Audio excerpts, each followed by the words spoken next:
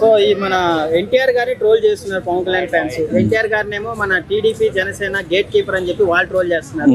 అలాగే పవన్ కళ్యాణ్ గారిని పొలిటికల్ గా జోకర్ అని చెప్పేసి వాళ్ళు ట్రోల్ చేస్తున్నారు. ఎలా చూస్తారు? వాస్తవంగా ఎన్టీఆర్ గారికి పవన్ కళ్యాణ్ గారికి మంచి దోస్తుంది. చెడగొట్టాలని ప్రత్యేకంగా ఏదో ప్లాన్ చేసినట్టుగా ఉంది తప్ప ఇలా మాట్లాడడం కరెక్ట్ కాదు. పొలిటికల్ జోకరు పవన్ కళ్యాణ్ కాదు, మా పేదల పాలిటి పెన్నిది, బడుగు బలహీన వర్గాల ఆశాజ్యోతి.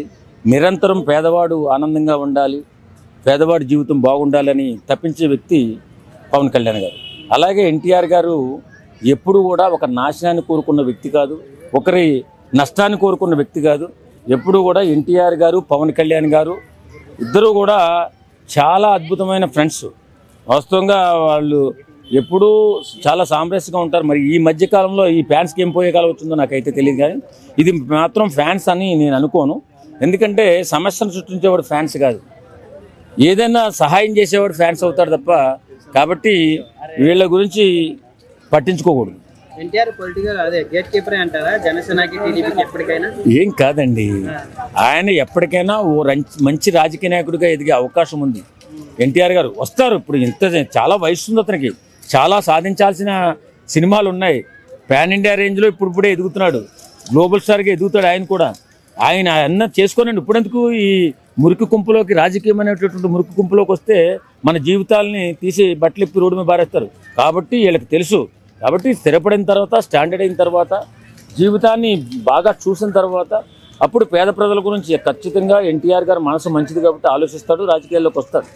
ఇప్పుడే గేట్ కాడికి ఇలా ఏంటి గేట్ కీపర్ ఇలా అంటారు. ఆయన రాజకీయాల్లోనే లేడు. వాస్తవంగా తెలుగుదేశాన్ని సపోర్ట్ చేయలేదు, అలాగని చెప్పి జనసేనని సపోర్ట్ చేయలేదు. ఆయన రాడండి. ఇప్పుడు ఆయనకు తెలుసు, ఆయన చాలా తెలివైన వాడు, మన అందరిలో ఉంటేవాడు కాదు. చాలా తెలివితేటలు ఉన్న వ్యక్తి.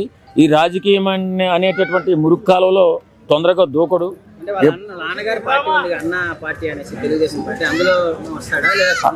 అలాగేం రాడండి, ఇప్పట్లో రాడు, నేను చెప్తున్నాను కదా. ఎందుకంటే ఇంత కలుషితమైపోయిన రాజకీయ కోపంలోకి ఎన్టీఆర్ గారు ఇప్పట్లోకి రాడు. ఆయన్ని లాగకండి. ఎందుకంటే ఆ బురద అంటించుకుని ఇప్పటికే పవన్ కళ్యాణ్ గారు ఇంకా కడుక్కోలేక చచ్చిపోతున్నాడు. కాబట్టి ఎన్టీఆర్ గారిని లాగొద్దు. ఎన్టీఆర్ గారు పవన్ కళ్యాణ్ గారు బ్రహ్మాండంగా చాలా స్నేహపూర్వకంగా ఉంటారు. వాళ్ళ fans Pawan Kalyan political joker కాదు. ఆయన పేదవాడి కోసం నిరంతరం తప్పించే వ్యక్తి. ఒక అద్భుతమైనటువంటి జీవితాన్ని వదిలేసి బంగారు పళ్ళెంలో భోంచేసేటటువంటి పవన్ కళ్యాణ్ గారు ఈవేళ పేదవాడు బాగుండాలా, రాజకీయాలు కలుషితమైపోయి పేద ప్రజల్ని పీల్చుకుని పిప్పు చేసి తినేస్తున్నటువంటి ఈ సందర్భంలో వెళ్ళి వాళ్ళని కాపాడాలని ఆయన వచ్చిన మనిషి. డబ్బు కోసమో పేరు కోసం రాలా. పవర్ స్టార్ కంటే ఇంకేం పేరు ఉందా బొక్క అక్కడ? అందుకంటే పెద్ద పేరేం అవసరం లేదు. ఆయన్ని పొలిటికల్ జోకర్ అనే సన్నాసి ఎవడో కానీ అంత నీచంగా అంత గొప్ప వ్యక్తిత్వం మనిషిని చిత్రీకరించాడంటే వాడు అంత విధవ రాజకీయాల్లో లేడు, మా జన బాహుళ్యంలో కూడా లేడు. చాలా మంది పవర్ స్టార్ గారు ఎప్పటికైనా సిబిఎన్ గారి కిందనే ఉండాలి, పైకి వచ్చే అవకాశం లేదు, ఎప్పుడు సిబిఎన్ గారు చెప్పిందే వినాలి, అదే ఆయన లైఫ్ పొలిటికల్ గా ఉంటే అని చెప్పి చెప్తున్నారు. మీరేమంటారు? ఈ పొలిటికల్ జోకర్లు అంటే వీళ్ళే, ఇలా మాట్లాడే వాళ్ళే పొలిటికల్ జోకర్లు, పొలిటికల్ బ్రోకర్లు. ఇప్పుడు వాస్తవంగా ఆయన వచ్చిందేంటి? ఇప్పుడు అతపాతాళానికి పతన అంచులో ఉన్నటువంటి ఒక రాష్ట్రాన్ని ఏం చేయాలి? ఇప్పుడు అక్కడ ఉన్న పరిస్థితులు బాగోలేదు, ఉద్యోగ అవకాశాలు లేవు, ఏమి లేవు, ఆ రాష్ట్రం అతలాకుతలం అయిపోయింది. దాన్ని ఏదో రకంగా బాగు చేయాలని తప్పిస్తున్నాడు అతను. అలాగే కేంద్రంతో పొత్తు పెట్టుకుంటే ఏదన్నా మంచి జరుగుతుందేమో తప్పిస్తున్నాడు. ఆయన కోసం కాదు కదా. ఆయన పవన్ కళ్యాణ్ గారికి డబ్బు అవసరమా? ఒక సినిమా ఇస్తే 100 కోట్లు ఇస్తారా? ఆయన ఏం చేసుకుంటాడు? అతను డబ్బు గురించి ఆయన వచ్చినోడు కాదు, అలాగే పేరు గురించి వచ్చినాడు కాదు. వాస్తవంగా రాజకీయంలో ఒక పదవి ఉంటే పేద ప్రజలకు మంచి చేయాలనే ఆలోచనలో వచ్చినటువంటి గొప్ప వ్యక్తి పవన్ కళ్యాణ్ గారు. సో పవన్ కళ్యాణ్ గారికి 100 కోట్ల సినిమా లేదని చెప్పేసి టైప్ 3 హీరోకి కూడా 100 కోట్లు ఉన్నాయి. వచ్చిన సినిమాలకి, డీజేటీలు లాంటి సినిమాలకి, విరూపాక్ష కూడా 100 కోట్లు ఉంది. పవన్ కళ్యాణ్ గారికి లేదు. మీరేంద్ర పిల్లబచ్చాలు హీరోలా అనేసి చాలా మంది ట్రోల్ చేస్తారు. Allu Arjun fans, NTR fans, Prabhas fans. దాన్ని ఎట్లా చూస్తారు మీరు?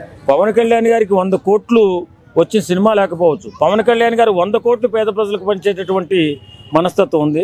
ఇది గుర్తించండి, ఇది గమనించండి. వెర్రిపప్పుల్లా మాట్లాడి రోడ్డు మీదకి రాకండి. ఒరే సన్నాసులారా, ఎవడైనా ఒక సహాయం చేస్తున్నాడంటే పేదవాళ్ళకి మనం సహాయం చేయకపోయినా పర్లేదు, సహాయం చేసి ఇల్లు చూపించండి అంటారు.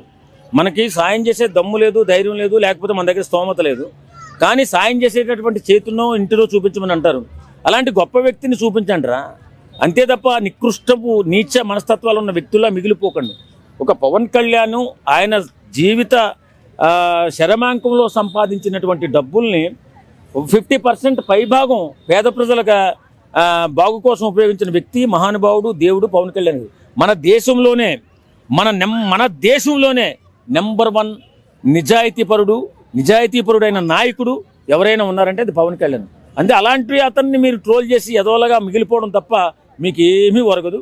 ఖచ్చితంగా పవన్ కళ్యాణ్ మన దేశ నాయకుడు అవుతాడు. ఇప్పుడు మీరు అంటున్నారు ఇప్పుడు సిబిఎన్ కింద ఉంటాడని. సిబిఎన్ కింద ఉండడు, సిబిఎన్ ఇక్కడే ఉంటారు, ఆయన ఎక్కడికో వెళ్తాడు. ఇది మాత్రం గుర్తుపెట్టుకోండి. మీ ట్రోల్ చేసే వాళ్ళకి ఏదో రోజు గొప్ప సమాధానం చెప్పే అవకాశం మాలాంటి వాళ్ళకి వస్తుంది. పవన్ కళ్యాణ్ గారి రేంజ్ ఏంటో మొన్ననే చూశారు కదా. మన ఒక సర్వే అత్యంత నిజాయితీపరుడు దేశంలో పవన్ కళ్యాణ్ చెప్పి సర్వే చెప్పింది.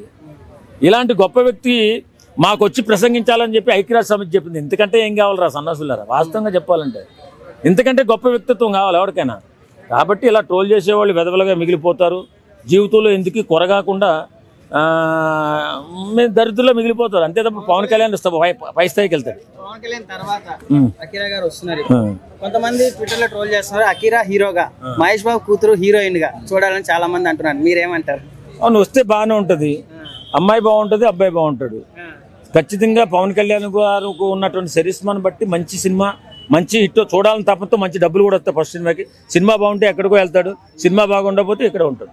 అందుకని మనం ఏం చేయలేము. Thank you.